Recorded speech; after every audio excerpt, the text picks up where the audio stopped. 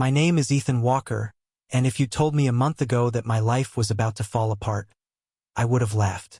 My wife, Vanessa, and I had been married for 10 years. We weren't perfect, who is? But I thought we were solid. We had 2 kids, a cozy home, and what I believed was a shared dream of growing old together. But something had changed in Vanessa. It started small. Excuses about work keeping her late, a sudden obsession with her appearance, and a new habit of keeping her phone glued to her hand. Whenever I'd ask her about it, she'd roll her eyes and call me paranoid. Ethan, not everything is some grand conspiracy, she'd say with an exasperated laugh. Her tone was dismissive, but it didn't sit right with me. Vanessa had always been warm and attentive, but lately, she was distant, cold even. And then, out of nowhere, she told me that her distant cousin, Logan, was coming to stay with us for a few days. I didn't think much of it at the time. Family visits were normal, right? Logan arrived, a tall, charming guy in his mid-30s with an easy smile and a knack for fitting in. The kids adored him, Vanessa seemed thrilled to have him around, and I thought nothing of it. At least not at first. Logan's stay stretched from days to weeks. He was supposed to stay for a couple of days, but after nearly a month, it felt like he'd moved in. He was overly comfortable, helping himself to food in the fridge, lounging on our couch in his boxers, and even borrowing my things without asking. I started to feel uneasy. Something about the way Vanessa acted around Logan wasn't sitting right. She seemed different. Her tone was lighter, more flirtatious. She laughed at his jokes too loudly, her gaze lingering on him a little too long. One night, I walked into the kitchen and found them standing close, closer than cousins should be. Vanessa was whispering something, and Logan was grinning like the devil himself. They jumped apart the moment they noticed me. "What's going on?" I asked, my voice sharper than I intended. Vanessa rolled her eyes, her go-to move whenever I questioned her. "Relax, Ethan. We were just talking about family stuff. You wouldn't get it." Logan gave me that same smug grin. "Yeah, no offense, man, but it's private." That was the moment the first real crack formed. Later that week, my friend Jake, who lived a few blocks away, came over for a beer. He'd met Logan a few times and never seemed to like him. "That guy gives me the creeps," Jake said, leaning against the counter. "Something's off about him." I laughed nervously. "He's just staying for a bit. Family, you know?" Jake raised an eyebrow. "You sure about that? He doesn't act like family." His words stuck with me, gnawing at the edges of my mind. Jake's words stayed with me, and I started paying closer attention to Logan and Vanessa. The signs were small but unmistakable.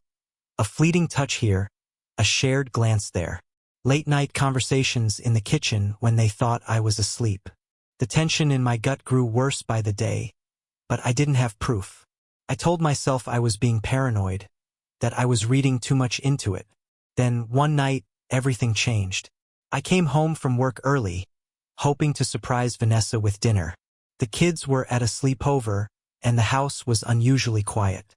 As I walked in, I heard muffled voices from the living room.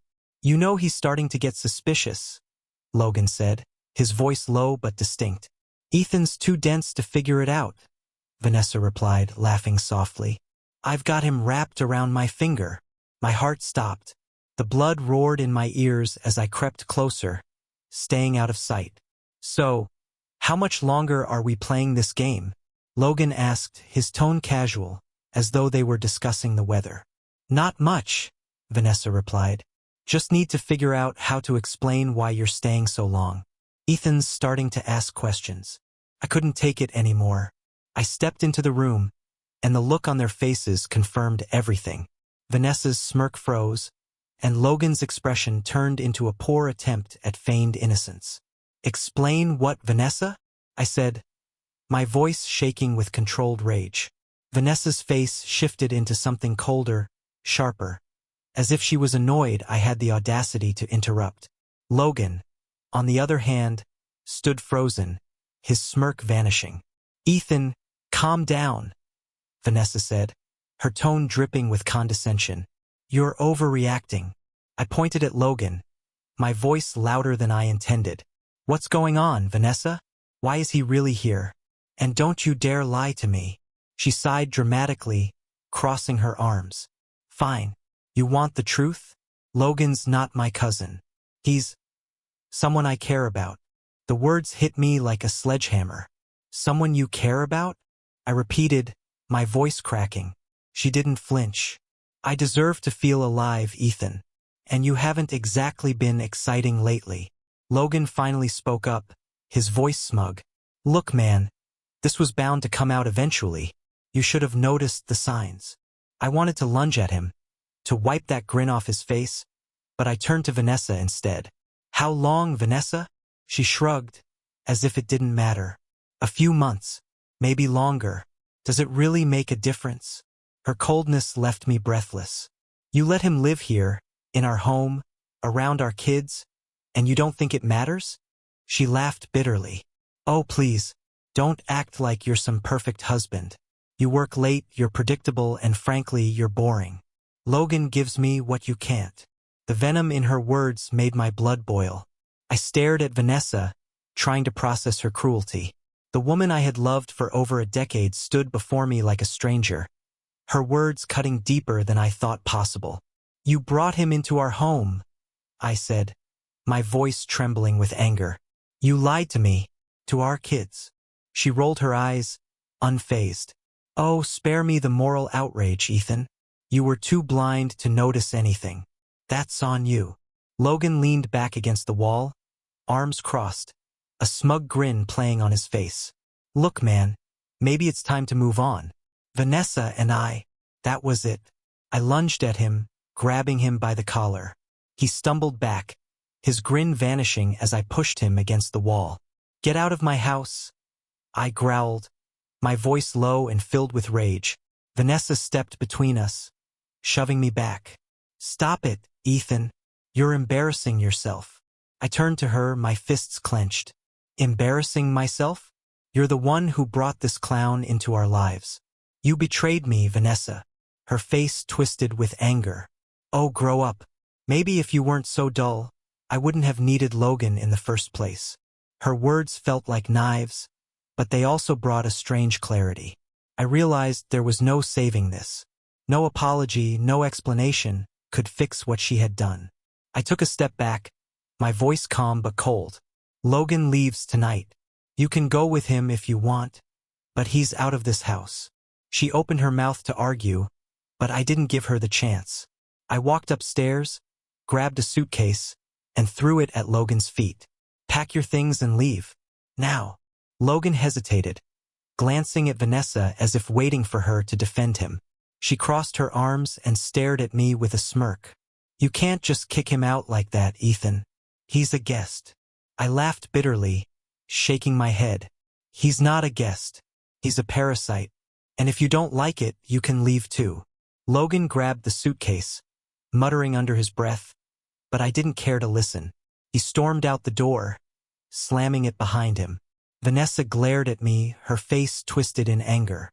Do you feel better now? She spat. No, I said, but I will. The next morning I filed for divorce. It wasn't a decision I made lightly, but I couldn't stay in a marriage built on lies. Vanessa didn't fight me on it. She seemed more annoyed than anything, like the inconvenience of it all was my fault. The kids were my priority, and I made it clear during the divorce proceedings that I wanted full custody. I had plenty of evidence to back up my case, from her affair to the fact that she allowed Logan to live in our home under false pretenses. The act of revenge. Before she moved out, I made sure the truth of her actions was known. I shared the story with her family, who had always seen her as the golden child. They were horrified, disgusted by her betrayal.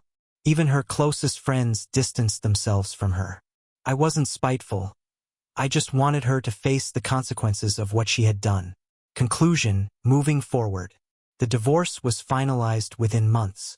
I got custody of the kids and the house, and Vanessa moved in with some friends without Logan. He disappeared shortly after, probably realizing she wasn't worth the trouble. Looking back, the betrayal was devastating, but it also taught me something important. Love without respect is nothing. Trust is fragile, and once it's broken, there's no going back. To anyone who's been in my shoes, here's my advice. Don't let betrayal define you. Confront it, face the pain, and move forward. You deserve better than to live in someone else's lies. As for Vanessa, she'll always be a reminder of what I overcame. A chapter 1 closed for good.